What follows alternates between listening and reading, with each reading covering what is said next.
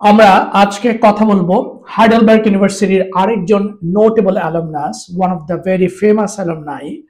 তার নাম হচ্ছে কার্ল মানহাইম। তিনি একজন সোশ্যালজিস্ট হিসেবে, বিশেষ করে হাঙ্গেরিয়ান সোশ্যালজিস্ট হিসেবে বিশ্ববিখ্যাত। তার মূল কাজ হচ্ছে মূলত সোশ্যালজি অফ নলেজ।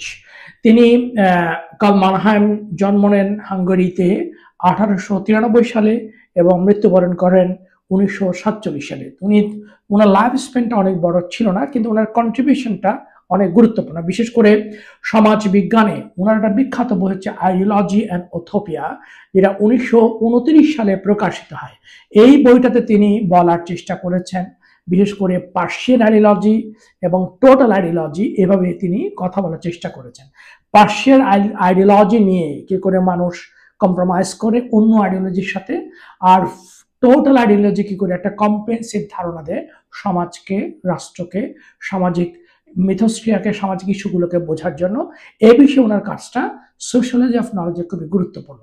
তিনি হাঙ্গেরির বুদাপেস্ট থেকে পিএইচডি ডিগ্রি লাভ করলেও তিনি এই হাইডেলবার্গ ইউনিভার্সিটিতে হ্যাবিলিটেশন করেন। হ্যাবিলিটেশনকে বলা হয় আরেকটা মানে সেকেন্ড পিএইচডি ইন জার্মানি। জার্মানির একাডেমিয়াতে বিশেষ করে যারা প্রফেসর হতে চায় তাদের জন্য এই হ্যাবিলিটেশন একটা খুবই গুরুত্বপূর্ণ স্টেজ হিসাবে বিবেচনা করা হয়, এবং এই হ্যাবিলিটেশনটাও কিন্তু এক ধরনের একটা দ্বিতীয় পিএইচডি বলে অনেকেই মনে করেন। আর এই কার্ল মানহাইম হ্যাবিলিটেশন করেন এই জার্মানির হাইডেলবার্গ বিশ্ববিদ্যালয়ে। পরবর্তীতে উনি লন্ডন স্কুল অফ ইকোনমিক্সে উনি সোশ্যালজি লেকচার হিসেবে যোগদান করেন।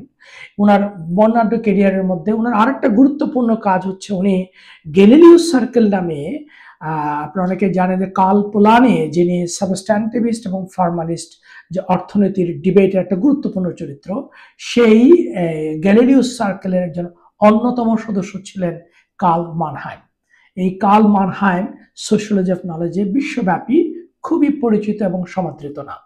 তিনি এই হাইডেলবার্গ বিশ্ববিদ্যালয়ের একজন ছাত্র ছিলেন।